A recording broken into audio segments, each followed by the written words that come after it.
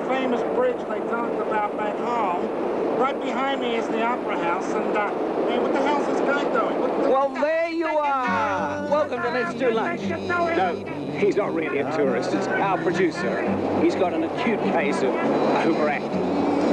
My name is Maurice Murphy, and as I said, welcome to Let's Do Lunch. You may wonder why we're having lunch at 9:30 at night. Well, we're not, you see. Where I am, it's 7:30 in the morning. Okay? I hope that's cleared that right up. But each week, I'll be having lunch with a guest at a wonderful restaurant and having a jolly good time. And the restaurant I've chosen today is my favourite restaurant. And it's the Cellars at Betacam in the Hunter Valley. Today, my special guest is Andrew Olle from Four Corners. I'm really looking forward to meeting Andrew because I'm hoping to pick up a few pointers on the interviewing lark. Long lunch now with a bloke called Maurice Murphy. I couldn't resist the idea. Maurice has asked me up to the Hunter, and he's going to film the whole experience, which should be quite funny. He's managed to talk the ABC into doing a program based on lunch. Let's Do Lunch, it's called. I couldn't resist meeting the man and accepting his invitation. I look forward to that. And I look forward to being back with you next week. Moment's supposed to be along the moment. Use time. Each week I'll be travelling to the restaurant by public transport because I like to have a drink at lunch, and no one should drink and drive. Anyway, my producer, the overacting tourist, thinks that even when I'm sober, I'm no Nicky Lauder. Maurice Murphy? I know Maurice Murphy well, I'm actually. having lunch with Maurice today. He's got this television He wants to put show. you in his new thing of fatty Let's things. do It's got a show called Let's Do Lunch. He has convinced the ABC to make a television program about the long lunch, for God's sake. It's wonderful, isn't it? Turning vice into virtue. See you later. Have a good weekend. Bye. Ta-da, dear. Oh, anyway, I couldn't get the car this morning because my wife has a real car, and my eldest child, he has my car. So I pinched the younger child's bike. Hope he doesn't mind, but the walk will probably do him good. And his hat. He never wears his hat anymore. He says it makes him look like a geek. I don't even know what a geek is. So that's why I'm riding up here to Central Station, because I've got to catch the train from Central up to Newcastle, and then go by bus from Newcastle to Cessnock, and then by taxi from Cessnock to Betacam to the restaurant. And if you're ever in this neck of the woods, you shouldn't miss the Hunter Valley. It's a great place. Okay.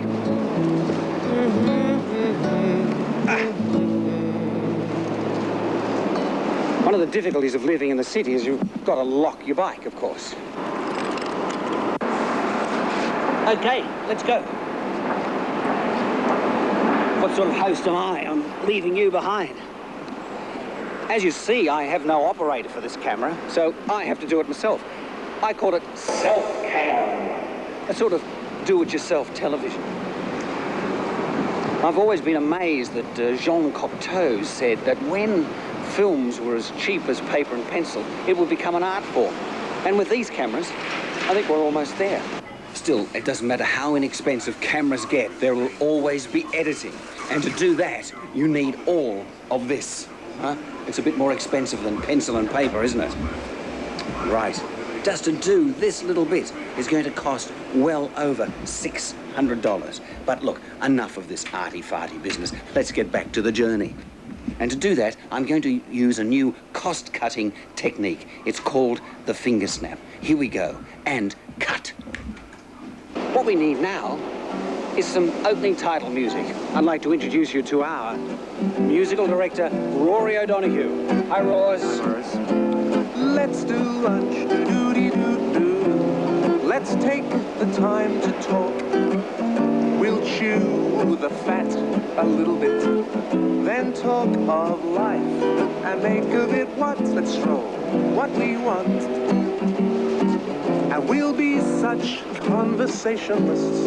And if you need someone to lend you an ear, I'm here. So let's do lunch. Hey, baby, we'll do lunch. Let's do lunch. Do-do-da-do-do-do-da. Let's do lunch. Hey. Thanks very much, Rory. Listen, applause across the nation for our musical director, Rory O'Donoghue. It's great to have you with us, Ross. Thank you, Maurice. Brought the station down, didn't it? Yes. Wonderful. Well, that's the title music, and thank you very much indeed, Ross. Next week, we hope we can have some titles. Thinks he's gonna be sad. He thinks it's today. The girl who's driving him mad is going away. Cause he's got a ticket to ride. Thanks very much. Yeah, he's got a ticket to ride. Racing for the train. I've always wondered why all the train systems keep changing their name. I mean, first of all, it was the New South Wales Railway Department, and then the Sydney system, and then the Urban Transit Authority, and now I think it's called the State Rail. I don't know.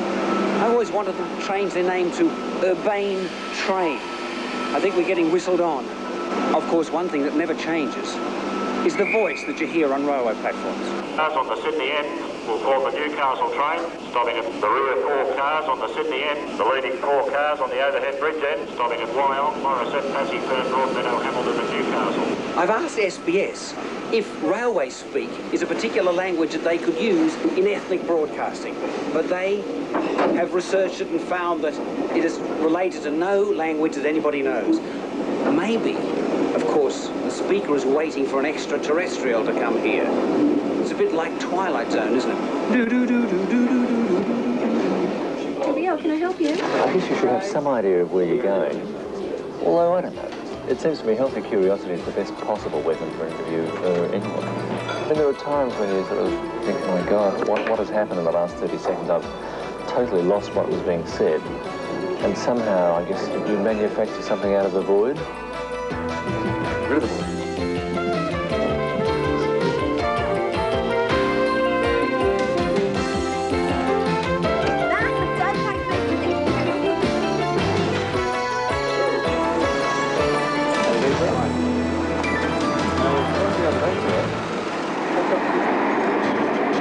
This is a departure for me in more ways than one, because it's my first time on television. I hope it's as painless for you as it is for me, because I'll be learning as I go along. And the reason why it's my first time on television is because normally I'm a director, and I'm normally behind the cameras. Why did you suddenly want to get on camera? To cross the line? To cross the line, yes, yes. Well, I think it's because, for me, it's really fun. I mean, it's like, this is the fun side of the camera. Behind the camera, for me, is the serious side. You know, I've got to be a director and be serious and make decisions and do things that directors are supposed to do. But to me, being in front of them has always been the fun side of it. So it seems wonderfully irresponsible to be on this side to me. Fun and joy. I mean, it's really silly. I don't need the hat anymore. It's quite safe.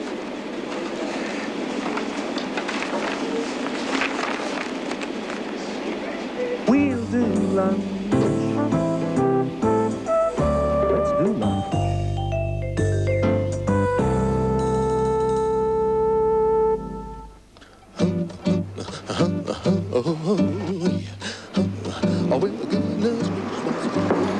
Oh, isn't that terrifying? I was in my house on the morning of the Newcastle earthquake. I was really frightened. But I've noticed in my time around Newcastle today that development is proceeding. And so the builders, at least, are doing very well. A pretty drastic way to boost the economy, though, huh? Newcastle.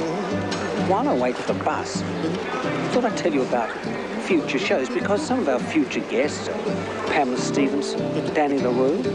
And of course, if you feel that you're witty and charming, can tell a good story, we'd love to have you as a guest. So there are still vacancies. So if you want to apply, just write to us here at Let's Do Lunch. But I never ask anybody to do something that I wouldn't do. So today, to show you how the show works, I'm the guest. And as our interviewer, just one moment, just a minute. Yes, sorry. Hello. Please talk to me. I'm just... Hello, what are you doing? I'm doing a show called Let's Do Lunch. What's your name? Are you? I'm Liz. Liz, great to meet you. I want to know what's good about the earthquake here in...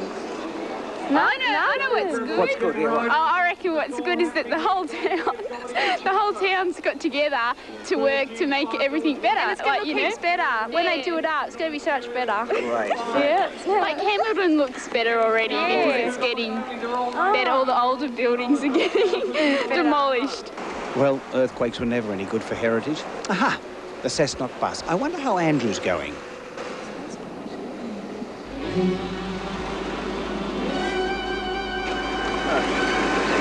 Get used to that. You've got your seatbelt strapped in here. Each person has their own individual headset, voice activated, so we have to do is speak into the microphone and the headset will come live. If it's on stage you find yourself feeling a little bit embarrassed, if you're seriously embarrassed, you'll find some embarrassment bags. It's a wonderful euphemism. Now this is before lunch, it's all right. On the way home.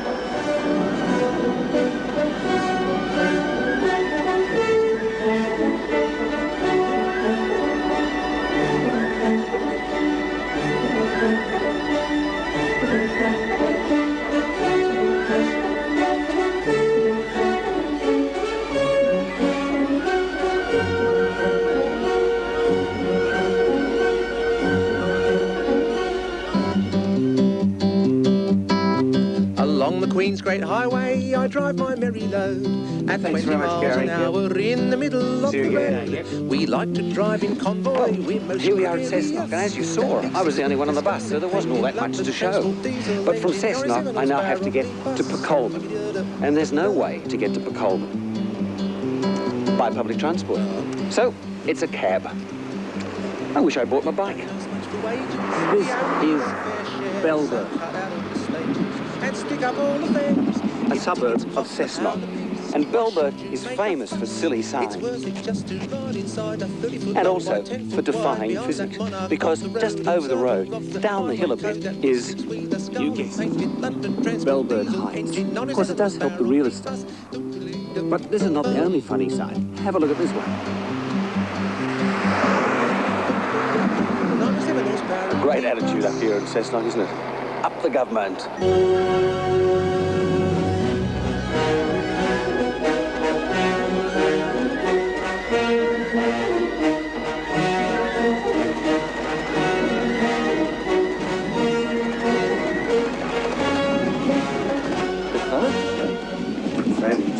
Good afternoon. How are you doing? How are you? Robert, can I introduce you to Andrew Olle? Hello, Robert. How are you? Nice to meet you. We have to get on with our lunch very quickly, so could you get us to the dinner? Please follow me. Here we go.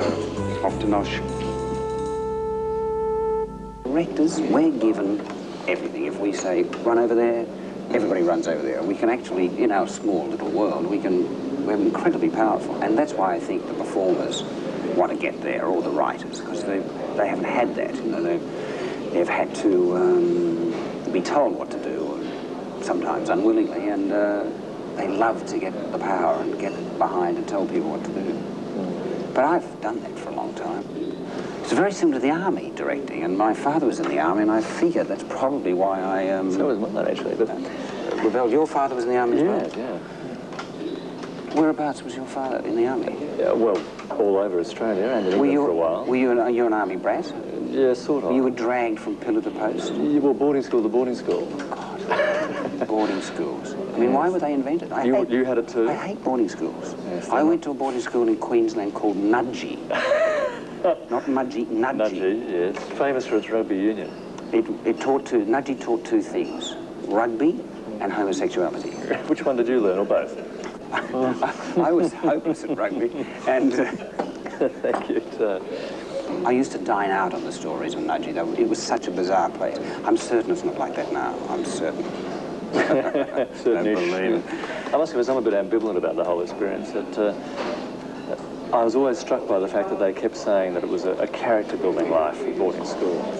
And therefore, they'd always put you and give you lousy food. Of course, the food was always awful. And I remember sleeping in dormitories, which there was no huge windows in Melbourne too, huge windows, and never any glass in them. You know, just cold air just roaring through. It was great for throwing the cigarette butts out the window, but it was cold. I reckon it wasn't character building, they were just mean. They were mean, Pay for it. you're exactly right, but mean as cat's teeth. I think they were training us to become adventurers on the South Pole. I mean, you never had you weren't allowed to wear any clothes, where you always had shorts on. We used to, even Brisbane's not supposed to get cold, but it does. And socks were never allowed for the whole year. You had sandals. We used to dress in, they used to dress us in safari suits, and we used to wear a topi. The other kids used to stone us in the street. They used to stone us, honestly. It was really bizarre. That's right. Great. Little mushy? No, I've never known. Is that dried tomato or something? What is Yes, that's dried tomato. I've heard that. The Italians do have a word for it, but I have no idea what it is. Can we go back over some of the shows you used to make? I'd love to. The old story, the old questions everyone likes to ask. You know, what is John Cleese really like? All that sort of stuff. Yeah. But you worked with all of them, didn't you, in London? In London, with Pythons. the Python people and the Barkers and the Corbett's and all that time, and David Frost and all this. It was in the early 70s, yeah. I think I was in love with comedy. The Goons weren't good for me. The Goons were like a virus for me. When I heard those as a kid, I never really got over it. You know, it was like having a disease that you never overcame. What, the madness just got to you? Oh, and the funniness. I mean, I still can listen to the Goons and just shriek with laughter. I mean, I find them so funny. Still and, like nothing else, too, isn't it? And like nothing else. No. Didn't you do the history of Britain? I did a series that Michael Palin and Terry Jones wrote, did most of the major writing, called The Complete and Utter History of Britain, in 6 episodes. And the script arrived one day at Michael and Terry Britain, and it was a whole script, a whole half-hour script about the year 1065, the year in which nothing happened. And we used to do everything in a television way. It was television, you know, we would have, after the Battle of Hastings, it was all done like the end of a soccer match in Wembley Stadium, in the pools with, you know, people with arrows in their eyes and all that sort of stuff. Going, yeah, well, you know, it was, okay, good match, you know. But I think we had it won, you know, I think we had it won. When we got Harold in the eye with that arrow, you know, I think, you know, from there on, it was downhill for those guys, you know. But Spike Milligan is to me the guy that sort of gave all of us our break, really. It was because Spike was so inventive and so original. It gave us all a chance, you know, whether it's been performers or producers and directors. I thought of him as we flew over War on the way up. Did you get to work with Spike? Yes, a couple of times, yes. I did a series with Ronnie Barker called 6 Dates with Barker, all set at different dates. And one of them was called The Phantom Raspberry Blower of Old London Town, in which David Jason did about 210 farts. And that was written by Spike. It was a script of Spike's. A sort of comedy of Jack the Ripper. I want you, Andrew, if this is okay with you, to come to the self-cam position, and you do some of this camera work yourself. Do you mind doing that? Because it really is very compares cam. I suspect the motives, really. I think the motives are more about the fact that this camera over here is much better framed, and I'm getting all the attention. Is that the problem? Because you know I'm not going to be able to work this as well as you. I'm not as well trained. We have to take our plates and everything, I guess. Yes, all right. This is a great idea. The things one has to do for the director's vanity, it's appalling, isn't it? It really is. Here we go. That's yours. It's mine. This is your present. Thank you. Then there's the array of glasses. Thank God we haven't got the reds as well yet. I loved you, by the way, in the elections. Oh, the coverage. Yeah, you had a good night, didn't it? It was nice. You had fun that night, didn't you? We did. You had fun. You've got to have fun with politics. Yeah? I think. I mean, it can be very grey and boring if you don't. Because journalists love comedy, don't you? There's a sort of affinity with journalism and humour.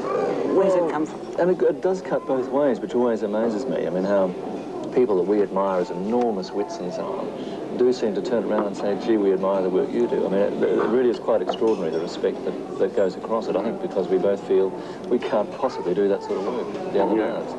But I mean, comedy and laughter is often the greatest, most powerful comment of all.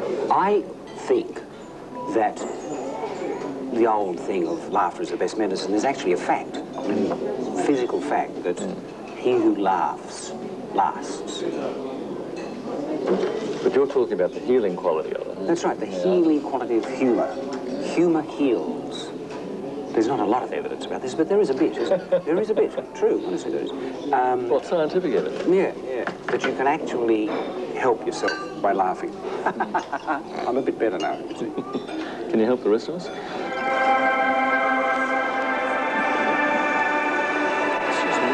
Sorry to interrupt you That's for a okay, moment. yeah. You couldn't tell us where we might be able to find a feather duster.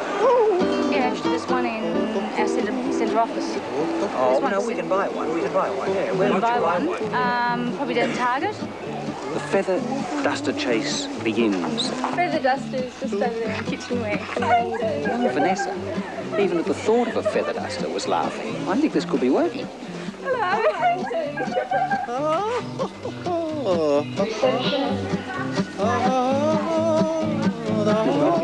Smiles with you. Sure where they are. You're just after the ordinary plain feathers. Franklin's upstairs. That's a plastic fish, for goodness sake. What next? Wood chips? Let's hope not. Feather duster chase, part 2.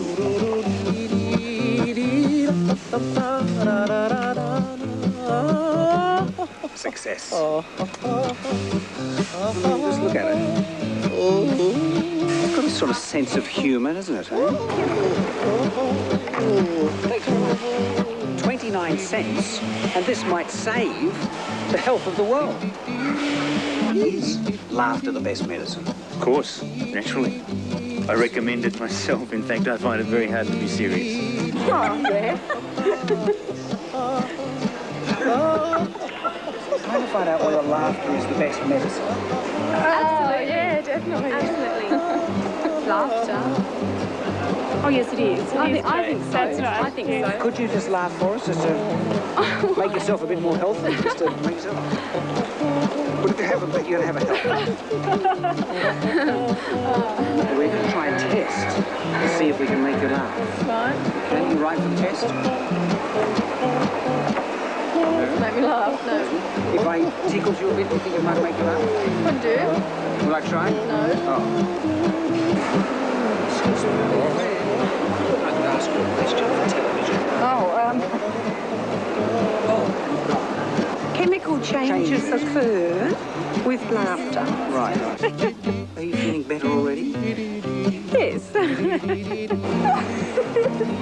What do you want? Well, you see, we're making a television show. What do you call this in Chinese? Same. Same. Chimo dancer. Yeah. It's the same. It's just bigger than this one. Okay. This is my problem. It's always bigger, isn't it? If you just take the attitude, well, so what, and laugh about it, well, it helps you to. Should there be laughter shops, do you think? Should be laughter tablets. Happy tablets. Yes! Happy tablets. So, where do you get it? Of course, we can't do commercials on Let's Do Lunch, but I'd like to talk about a shop, the name of which I can't mention because, of course, it would be a commercial. But I invite you to come into this shop sometime and browse around, buy a record, buy a tape, buy a book. The staff in this shop will help you do anything. So why don't you shop at this unnamed shop? It's as easy as ABC. Let's do lunch.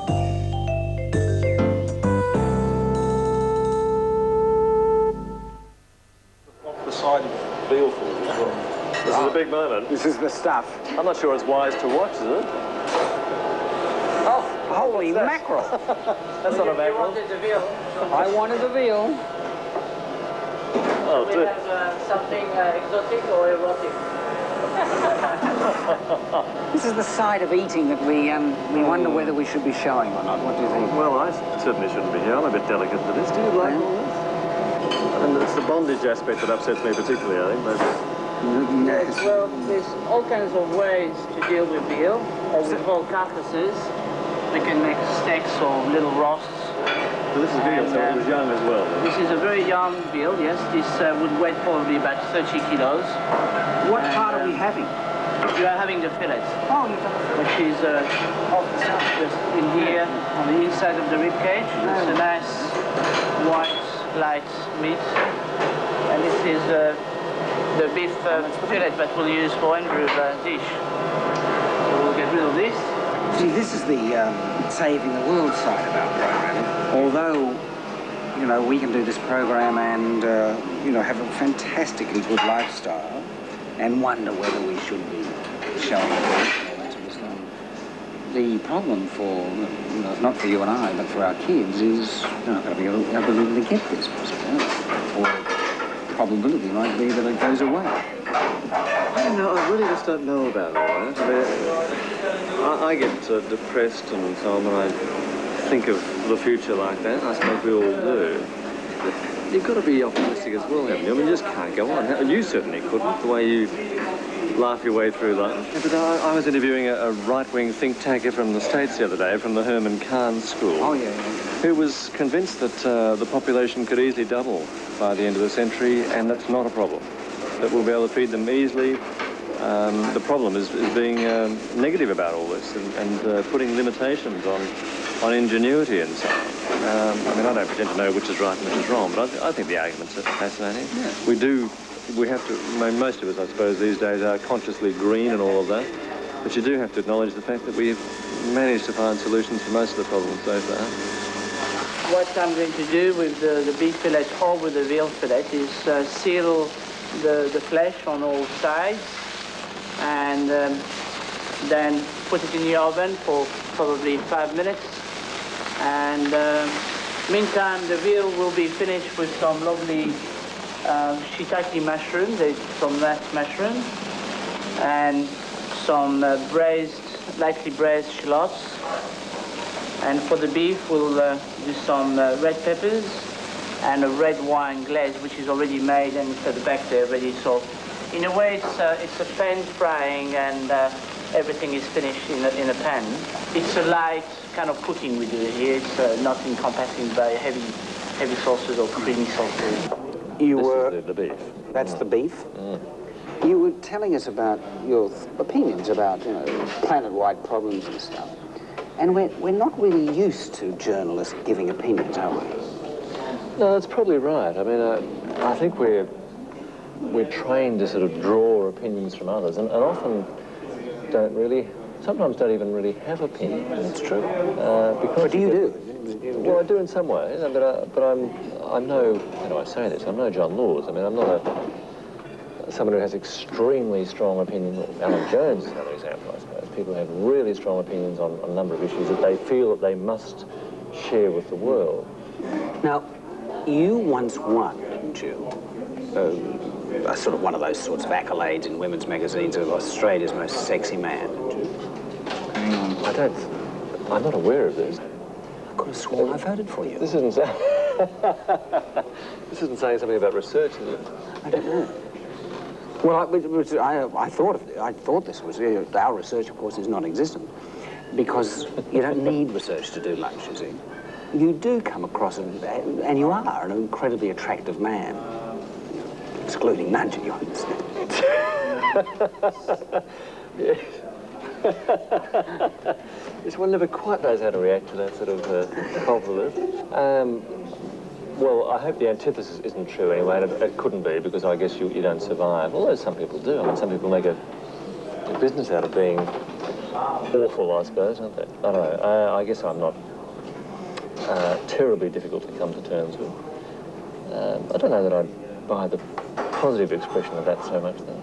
Right. Is it necessary to have done an apprenticeship in Queensland for an ABC journalist to sort of make it in the big time? I think it helps. I mean, I really do. I mean, I think it's great to learn to have to rub up against things. And I mean, the politics of Queensland were extraordinary. I don't mean the party politics per se, but some of the things that were being done in the name of party politics up there were extraordinary. Some of the infringements of civil liberties were unbelievable, and the community acceptance of them was extraordinary. And trying to come to terms with that, trying to report in that climate and to challenge it from a purely journalistic point of view, to ask questions about it, is very difficult, because 90% of the community didn't seem willing to take on those questions or to see whether they were leading. And even the media up there was extremely tame for a long time, which is a worry. Yes, it's fairly Australian, though, isn't it? I mean, there's a fair bit of history of us not really caring all that much about criminals and... Humour was more necessary than logical reason for survival. And yet it's comedy, it seems to me, that really, looking at it from audience reaction terms in television or radio or whatever, it really reacts very strongly to comedy that's a bit off the edge or a bit challenging. Why is that? Why are they threatened by that? I think people are threatened by an off-the-wall joke because it's not within their intellectual experience. They just understand it. It's sort of, it's belittling in a way when somebody says something to you that's incomprehensible. We always want to put our own framework on things. Yeah. An even greater example, I think, is Gillies' Hawk. I mean, Gillies painted the silver bodgy absolutely perfectly. The suit, the metallic suit and so on. Yeah. And he caught all the mannerisms of the man. And suddenly, and he was the one also who pointed out that, who understood the great contradiction of Hawke, the man who was painted as having the great charisma, in fact was also extraordinarily boring in his syntax and so on. I mean, it was an interesting contradiction that he pointed out in that wonderful show, The Night of National Reconciliation. Yeah. In the same way that John Howard, Honest John, went downhill in a lot of people's minds when he changed the eyebrows and the glasses and the suits and so on. I mean, it's a real dilemma for these people, though, isn't it? What do you do when you... Pardon me, but you're told that you're old-fashioned and that the media image is so important. And at the same time, you don't want to change your intrinsic self. Which way do you go? It's very difficult for them. Well, I think it's difficult because they haven't realised a fundamental problem, and that is if you have to go to advertising to ask what you should be doing, the plot has been lost there, right there. If you don't have the belief in yourself and the strength of your own convictions, that is, the rest of it's irrelevant. Well, it's as simple as that. I think it's when all your advisors around you are saying to you, look, we believe in you, John, or Bob, but out there, they're not quite understanding the message, or they're not sophisticated enough, or whatever the pitch is. So change the colour of your tie. That's what it comes down to. They don't say change your policies, don't say, you know, give a bit more time to explain. They say, I think it's the blue shirt, maybe it should be an off-white, you know, and it's not really real, is it? I mean, it's what... The Hunter Valley was first settled for its coal deposits. And to mine the coal, they brought out the experts. And the names around here attest to that fact. Names like Newcastle, obviously, Stockton, and Wallsend from the north of England, and from Wales, Cardiff, Swansea, and Neath. But there is one difference. Around here, not only do they keep a welcome in the hills, they keep some really cheeky reds, and some whites that you'd kill for. Cigarettes and wine and wine and wine. Well, listen, having done a little sniff like that, then you have a taste. Because that's what we're here for, isn't it? Get stuck right into it, you know. Now, strictly speaking, just one final thing about this tasting. If this was really for the Royal Easter Show or something, you spit it all out, don't you? I mean, we know this. Yes. But we don't have to do that. We don't have to do that today, do we? Am I allowed to just leap straight into the next one? If you feel that you should, yes. All right. When you taste wine, the tip of your tongue indicates your dry and sweetness. In the centre of your tongue and around the sides is the dryness and the acid in the wine. And at the back of your tongue is where you pick up the tannic flavours. They say that the only reason you swallow wine is to relieve stress. I'm not so sure how that works or whatever. It works for me.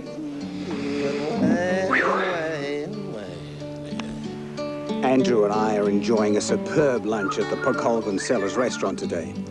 But when you're in the Hunter, there are dozens of places to eat. And drink. There are vineyards everywhere, from the big to the little. I like to think I'm pretty unique. I think it's safe to say that I'm the only female viticulturalist from Finland.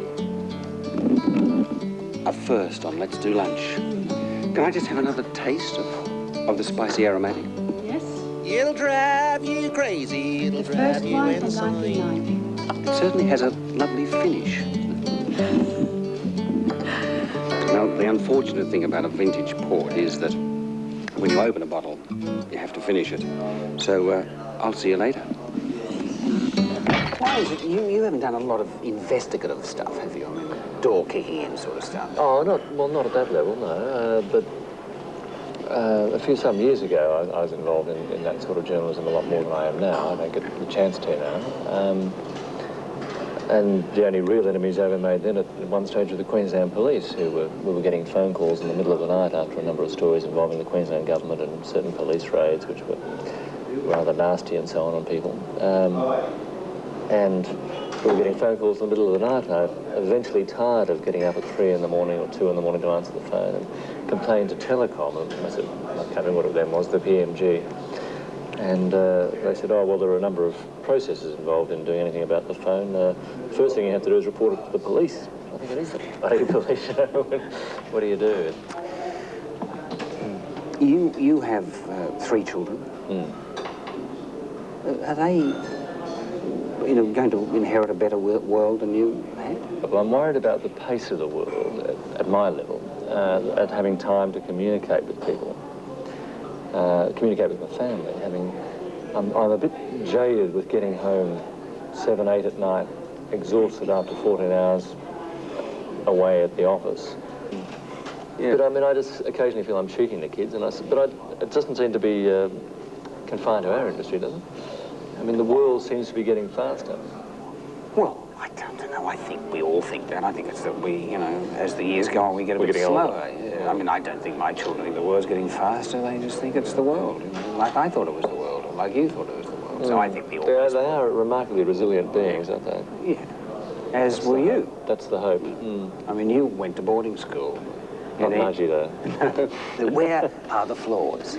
Well, I mean, because I went to boarding school like you and single-sex school, I found myself emotionally immature in many ways. I mean, I had a lot of school of life growing up, and I think I'm quite independent in some ways, quite perceptive in some ways, but I'm also emotionally very immature in some ways. And I mean, I'm aware of that. I think when a lot of other people wouldn't be aware of it, but I can see it.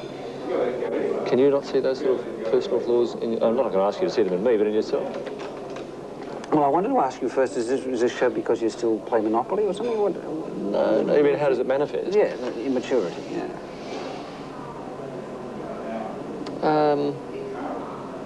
That's a tough question, actually. I'm not sure if it's because I don't want to divulge too much or if it's because I'm not sure of how it is. I'm just aware of it. I think it really is that I'm just aware at times that I would like to have a more mature reaction to things. I don't think I do.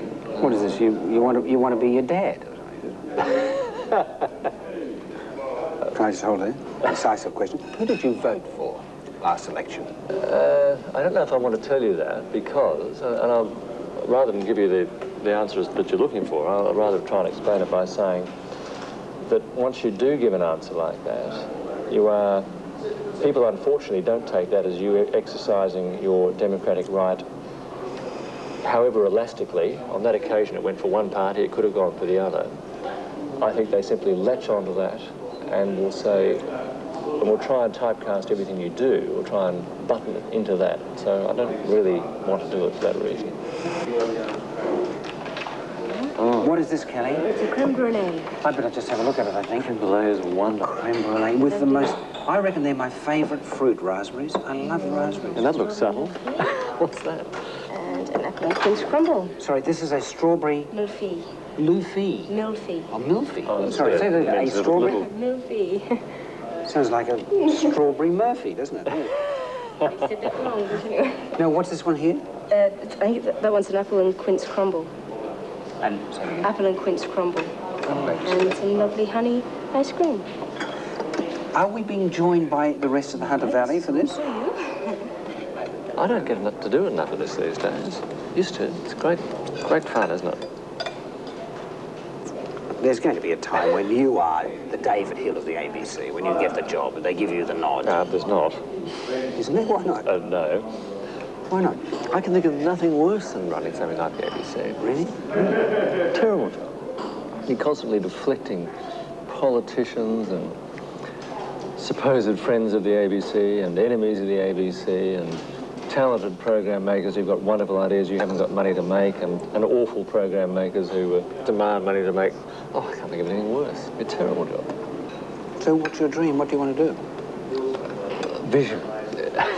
It's something I talk about with Paul Lynham almost every day. Every day Paul comes on the line from Canberra and says, we have another politician who has a vision for Australia. I mean, I balk from vision. I don't have one.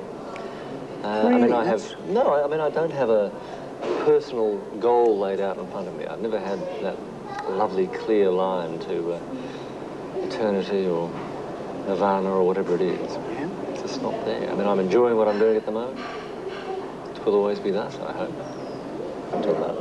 Okay, well, look, that's enough. I feel prepared to go out there and, well, whatever, yeah. And to say thank you very much for today. I'm going to get you back to your transport and coats and all the rest of it. It's been great, Maurice. As I say, my admiration will never cease for someone who can make a virtue out of this. A long lunch for television. It's superb. Thank you. Okay. Wow, what a magnificent lunch. Now, what's the damage? Let's see, bus and train fares, $31 return. Antipasta, $6.50 each. The tuna, $7.50, that's $50. Okay, here we go. The veal and beef, $32, and pudding, $6.50 each. Good luck, Maurice. That's, How are you getting home? I've got to go home by bike, mate. I'm back on the bike. Listen, have a good flight back, and I'll see you, $124 plus wine. Andrew!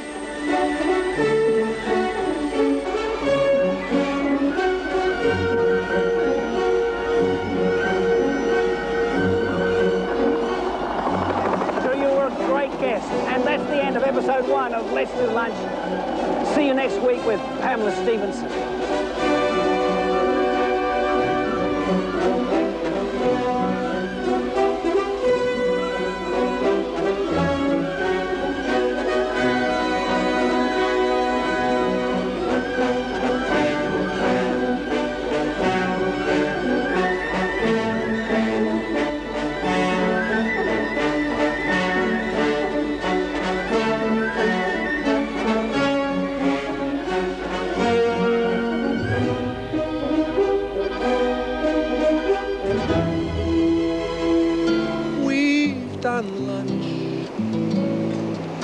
We took the time to talk.